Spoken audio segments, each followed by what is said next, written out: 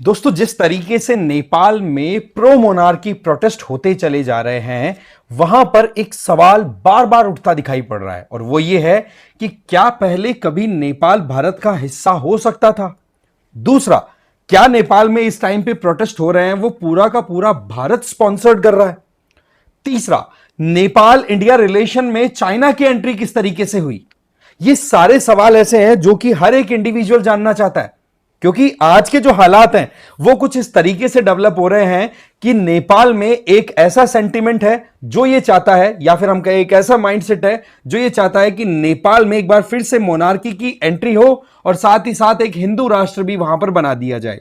Similarly parallelly वहां पर एक माइंडसेट ऐसा चल रहा है कि हिंदू राष्ट्र तो बन जाए पर वहां पर मोनार्की नहीं, डेमोक्रेसी को ही कंटिन्यू करना चाहिए। और तीसरा माइंडसेट ऐसा है जो कि वहां के कम्युनिस्ट आइडिया और जो एक मोरलेस वहां पर चाइना के इन्फ्लुएंस के चलते चल रहा है कि भाई सेक्युलर जो आइडिया है वो कंटिन्यू रहे, सभी धर्मों को बराबर ट्रीटमेंट मिले, प्लस साथ में वहां पर डेमोक्रेसी ठीक है। तो ऐसे में ये तीन माइंडसेट्स के बीच में इतना ज्यादा कॉन्फ्लिक्ट है वहां पर कि नेपाल किस तरीके से अपनी ट्रेजेक्ट्री आज तक कंटिन्यू करता है अलोंग विद इंडिया, तो उसमें भी कई उठापटक देखने को मिलती है। और सबसे इंटरेस्टिंग चीज क्या है कि नेपाल के साथ में अभी आप देखो कि 2015 में वहां पर कॉन्स्टिट्यूशन बनाया खुद का, 2008 में फॉर्मल मैनर में वहां पर डेमोक्रेसी आ गई, 2006 में वहां की डेमोक्रेसी मोनार्की जो थी वो खत्म कर दी, रिवर्स बताया मैंने आपको। तो 2015 में जो कॉन्स्टिट्यूशन आया उसके आधार पर जो भी सरकारें बन रही है ना, उनके पास में क्लियर मेजॉरिटी नहीं आती। क्लियर मेजॉरिटी नहीं आती है तो वो एक प्रॉपर डिसीजन मेकिंग के कंडीशन में आ ही नहीं पाते। तो एक डोल्ड्रम जैसी सिचुएशन, एक पेंडुलम जैसी सिचुएशन है, कभी चाइना को बताने के लिए इंडिया, कभी इंडिया को बताने के लिए चाइना। और वैसे एक बात तो है, हमारे साउथ एशिया के जितने भी छोटे कंट्रीज हमारे नेबर हैं वो हमेशा इंडिया के साथ में जब कुछ खिटपिट होती है तो चाइना कार्ड जरूर खेलते हैं, और उस चाइना कार्ड को लेकर के फिर इंडिया में ही बैकलैशेस इंडियन गवर्नमेंट को देखने को मिलती है। But fact of the matter is कि चाइना की एंट्री अभी रिसेंटली नहीं हुई है। चाइना की entry from the very beginning, जब ब्रिटिश छोड़ के गए थे उसके बाद से ही अच्छे से चाइना अपनी पोजीशन कंट्रोल करना स्टार्ट कर चुका था। अगर मैं बात बताऊं तो 1950s में तिब्बत को कैप्चर जब किया था चाइना ने, उसके बाद में अगला जो टारगेट था वो मोर और लेस नेपाल ही था। तो ऐसे में चाइना की जो पोजीशनिंग है आज की, वो आज की बनी हुई नहीं है, या नरेंद्र मोदी सरकार आई 2015 में उसकी बाद की बनी हुई नहीं है, वो पहले की बनी हुई है।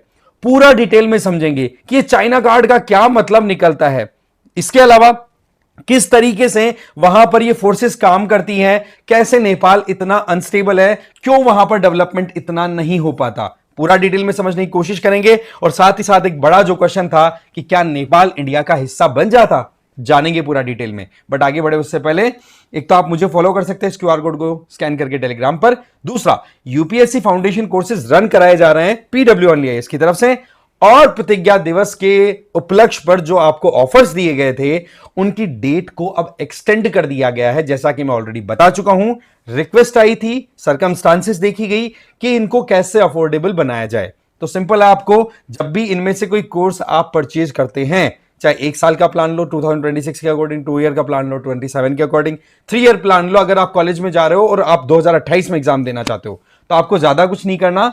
आपको जब भी कोर्स सब्सक्राइब करे तो वहां पर कूपन कोड डाल देना PD1000, फ्लैट आपको सीधा 1000 रुपए का डिस्काउंट दे दिया जाएगा। तो ये है, इनमें कोर्सेज के नेम यहां पर देख सकते हो। 1 साल के प्रोग्राम में तो प्रहार और टाइटन है, मीडियम आप देख सकते हैं अपने हिसाब से। 2 साल के प्रोग्राम में संकल्प और पिनेकल है, और 3 साल वाला प्रोग्राम है प्रारंभ। ठीक है, तो ज्वाइन कर सकते हैं इन कोर्सेज को as per your requirement.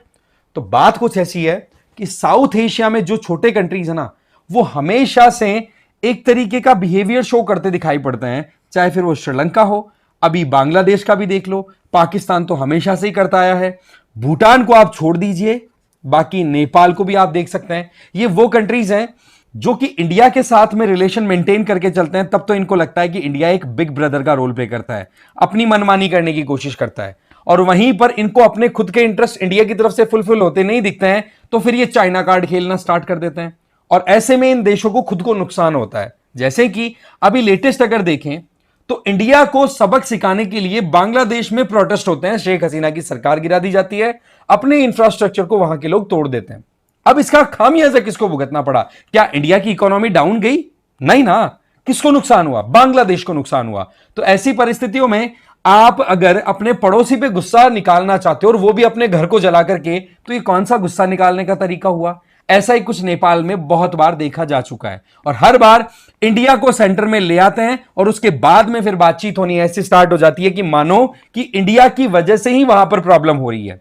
Right. अब देखो वहां पर जो कुछ भी है, कोई मोनार्की चाहता है, कोई वहां पर डेमोक्रेसी चाहता है, कोई वहां पर हिंदू राष्ट्र चाहता है, तो ये सारे के सारे मामले बिल्कुल इंटरनल इश्यूज हैं। इनमें इंडिया का क्लियर स्टैंड है कि भाई ये आपका इंटरनल एस्पेक्ट है, अपने हिसाब से सेटल करो। हम तो ये चाहते हैं कि नेपाल स्टेबल हो, क्योंकि हमारे पड़ोसी देशों में इंस्टेबिलिटी हमारे इंटरेस्ट में भी नहीं है और खुद के लिए तो आप वैसे ही नुकसान करते चले जा रहे हो। तो नेपाल जितना स्टेबल होगा उतना हमारे लिए अच्छा है, अदरवाइज बांग्लादेश बनने की हमारे पास में कोई खुशी वाली चीज नहीं है।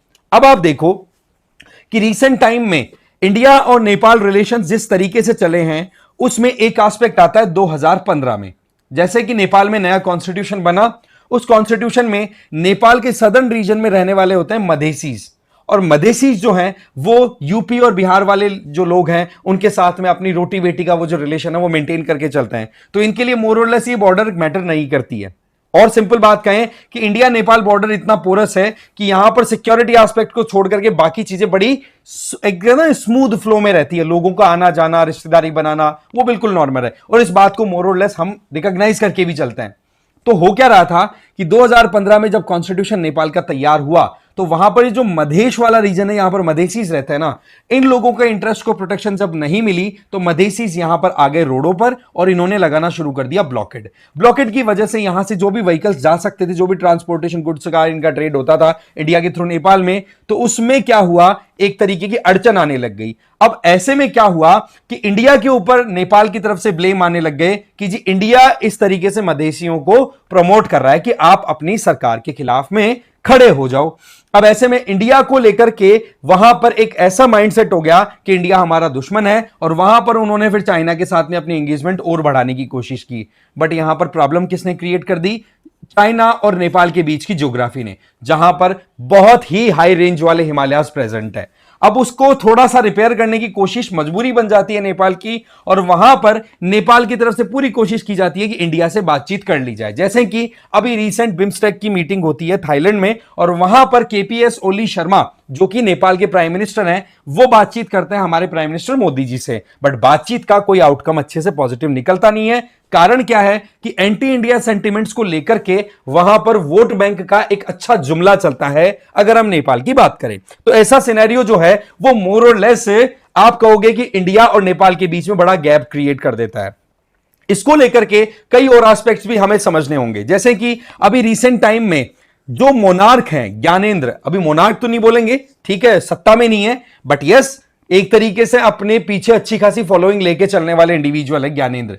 वो पावर को रीगेन करना चाहते हैं, अपनी पॉलिटिकल माइलेज बढ़ाना चाहते हैं। तो वहां पर जो ऑलरेडी एग्जिस्टिंग पार्टीज हैं वो तो ये कह रही है कि भाई ज्ञानेंद्र जी आपको पावर में आना है ना, तो आप एक काम करो, इलेक्शन लड़ लो, 2/3 मेजोरिटी से वोट लेकर के आ जाओ और चुनाव लड़के जीत लो, आ जाओ हमारे से बराबर बैठ जाओ, पावर ले लो, और फिर उसके बाद में जो आपको कॉन्स्टिट्यूशन में चेंजेस करना है कर दीजिए, हमें कोई प्रॉब्लम नहीं है। बट क्या ये इतना आसान है? नहीं। तो ज्ञानेंद्र जी जिस तरीके से प्रोटेस्ट ऑर्गेनाइज कर रहे हैं, जिस तरीके की रैलियां निकाल रहे हैं, वहां पर क्या हो रहा है कि योगी आदित्यनाथ जी की, हमारे जो यूपी के चीफ मिनिस्टर हैं, उनकी फोटोज भी अलग अलग तरीके से मैनिफेस्ट की जा रही है कि योगी आदित्यनाथ जिस तरीके से उत्तर प्रदेश में हिंदुत्व को प्रमोट कर रहे हैं वैसे ही कुछ ज्ञानेंद्र जी भी कर दे। तो इस चीज को जो लिंक करने का काम है वो कौन कर रहा है भाई? वहां पर देखो, आपके देश में जब तक एक जूं तक नहीं रह सकती जब तक आप ना चाहें। तो इस परिस्थिति में यहां पर एक जो नैरेटिव क्रिएट किया जा रहा है, इस नैरेटिव से भी कहीं ना कहीं एंटी इंडिया सेंटिमेंट बहुत ज्यादा बनता चला जाता है। और एक चीज हमेशा ध्यान रखें कि हमारे पड़ोसी देशों के अंदर एक बड़ी इंटरेस्टिंग चीज देखने को मिलती है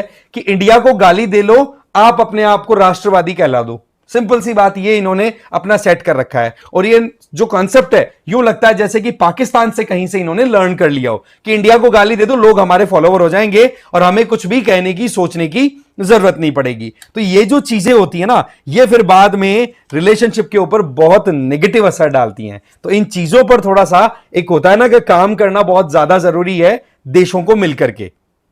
और ये जो माइंडसेट है ना, इंडिया को गाली देना और ये सारी चीजें, ये अभी की नहीं है, ये शुरुआत 1860s के टाइम पे हो जाती है। जिस टाइम पर आप देखो 1960 के टाइम पे होना स्टार्ट हो जाती है। वो कैसे होती है, इसके पीछे एक छोटी सी स्टोरी आप ध्यान रखें।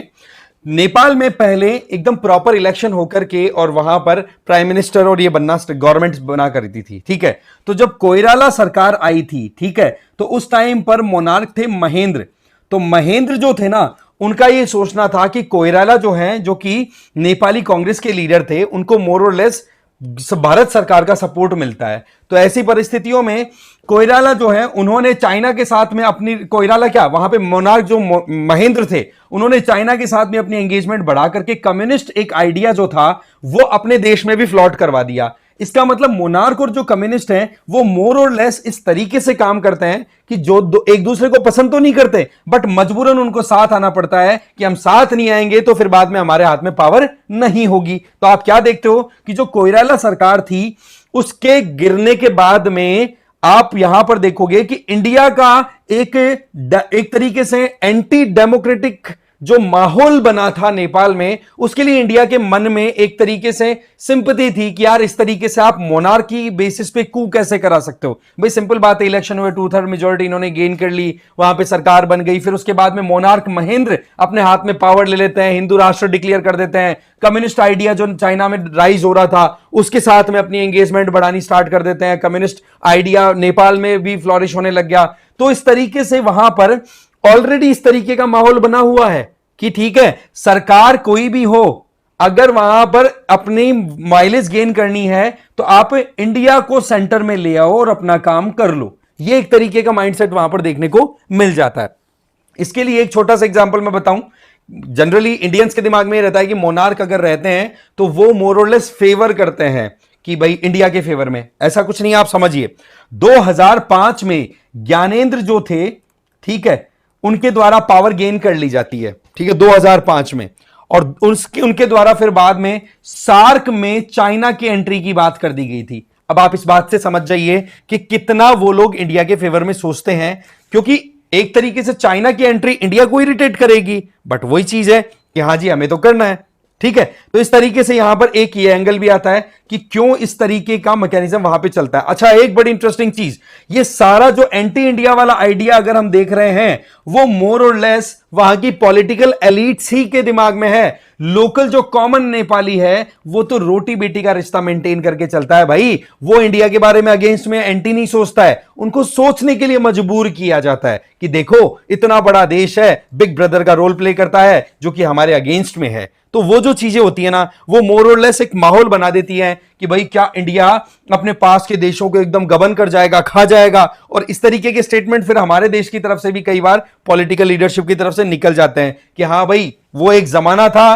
जब नेहरू जी के टाइम पर एक मौका आया था कि हम नेपाल को अपने अंदर मिला लेते, बट क्या ऐसा था?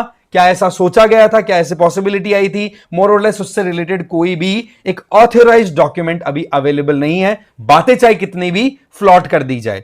अब देखो, मधेसी वाला जो रीजन है, इसको लेकर के बहुत बार करंट गवर्नमेंट को क्रिटिसाइज किया जाता है कि इस रीजन में प्रोटेस्ट हुए थे और उसको नेपाल की सरकार ने ये लेकर के चाइना की तरफ अपना टिल्ट ज्यादा कर लिया कि इंडिया ने प्रोटेस्ट को प्रमोट किया था 2015 में। ऐसा नहीं है बिल्कुल भी। हाँ, गड़बड़ उस टाइम पे एक हुई थी कि जब 2015 में वहां पे नेपाल में भूकंप आया था ना, तो उसमें हमने ह्यूमैनिटेरियन असिस्टेंस जो भेजी थी उसको लेकर के हमने बहुत ज्यादा चेस्ट थंपिंग कर दी थी। बहुत ज्यादा हमने मतलब ये कर दिया था कि देखो इंडिया कितना गजब का काम कर रहा है। इसमें हमारी मीडिया बहुत ज्यादा रोल प्ले कर जाती है। तो ऐसे सिचुएशन में नेपाल के लोग ये सोचने लग गए कि भाई हमारी सरकार तो कुछ ही नहीं कर रही, हमारे तो निकम्मे लोग बैठे हैं जी।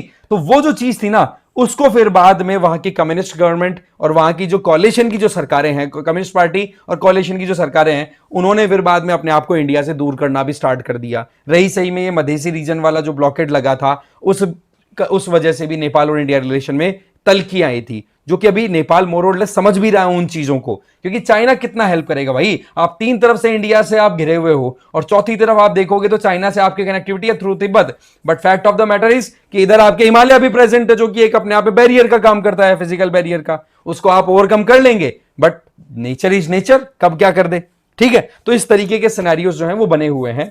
इस वीडियो में तो इतना ही था, क्योंकि मेजर पॉइंट ये था कि क्या नेपाल बन सकता था इंडिया का पार्ट। तो ऐसी पॉसिबिलिटी दूर दूर तक दिखाई नहीं पड़ती, बट यस, नेपाल और इंडिया के लोगों की रिश्तेदारी है ना, वो इंडिया और नेपाल जैसी आइडेंटिटी जो बनी थी उसके पहले से है, ब्रिटिशर्स के टाइम से भी पहले से हमें पता है। ठीक है, हमारे यहां पर बहुत सारे जनपद हुए हैं, बहुत सारी एम्पायर्स हुई हैं, उनका सीधा लिंक रहा है। हाँ, कॉन्फ्लिक्ट चलते रहते हैं, पर ये कॉन्फ्लिक्ट्स बैठ करके सुलझाए जा सकते हैं। हाँ, एक जो बड़ा कॉन्फ्लिक्ट है वो है मैप का। यहां पर लिपुलेख लिम्पिया दूरा वाला जो ट्राई जंक्शन है ना नेपाल और इंडिया के बीच में, हाँ, इसको थोड़ा सॉल्व करने की जरूरत है, क्योंकि यहां पर मोर और लेस नेपाल ने भी एक एग्रेसिव अप्रोच दिखाई थी अपने खुद के नए मैप को रिलीज करके, जिसमें हमारा उत्तराखंड का एक हिस्सा नेपाल ने अपने मैप में दिखा दिया था। तो वो जो चीजें हैं उनसे बचना चाहिए, राइट। बात है, प्रॉब्लम्स हैं, तो उनको मिल बांट करके बैठ करके बातचीत से सॉल्व किया जा सकता है। तो ये एक सिनेरियो है यहां पर। ठीक है, तो ये था मामला कि कैसे चाइना की एंट्री हुई, कैसे ये चीजें हैं। अभी की नहीं है, चाइना की एंट्री तो बहुत पुरानी है, राइट। तो देखो, इस वीडियो में तो इतना ही था। बाकी आपकी क्या राय है इस मामले में, कमेंट करके जरूर बताना। Thank you very much.